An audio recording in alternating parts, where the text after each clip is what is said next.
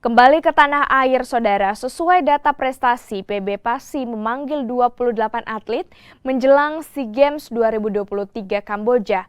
Kini para atlet atletik menjalani pemusatan latihan nasional yang tersebar di Jakarta, Pegalengan, dan juga Bandung, Jawa Barat. Pemusatan latihan nasional cabang olahraga atletik kembali diselenggarakan di Stadion Madia, Jakarta, Pegalengan, dan Bandung, Jawa Barat. 28 atlet track and field yang sesuai dengan SK Pelatnas telah dipanggil PB Pasi untuk memantapkan persiapan menjelang SEA Games 2023 Kamboja. Sementara para sprinter nasional dan tim estafet putra saat ini tengah melakoni training camp di Jamaika. Pada sesi latihan pagi, pelari gawang nasional Dina Aulia melakoni program bersama pelatih Fitri Haryadi. Pada Pelatnas kali ini, Fitri mengaku puas mengingat seluruh atlet yang dipanggil sesuai dengan data prestasi. Ada salah satu junior yang bisa mendekati medali dan dia potensi untuk bisa berkembang ke depannya untuk Asian Games atau apa ya bisa berangkat gitu.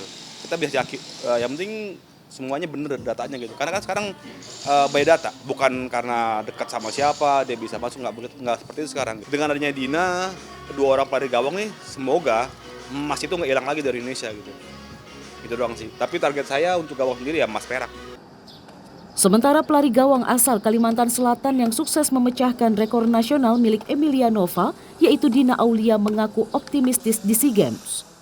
Pada kejuaraan dunia di Kali, Dina berhasil mencatat waktu 13,4 detik. Pertama sih targetnya semoga masih tetap bertahan di PPON. Kalau di SEA Games-nya semoga bisa ngasilin yang terbaik gitu, Kak. Tak hanya atlet di nomor trek, atlet lempar cakram putra Galio Gawidia juga menempa program fisik dan teknik di Pelatnas di bawah arahan pelatih Hasnur. Pada akhir November nanti, PB Pasi berencana mengirimkan atletnya untuk mengikuti uji coba di Thailand.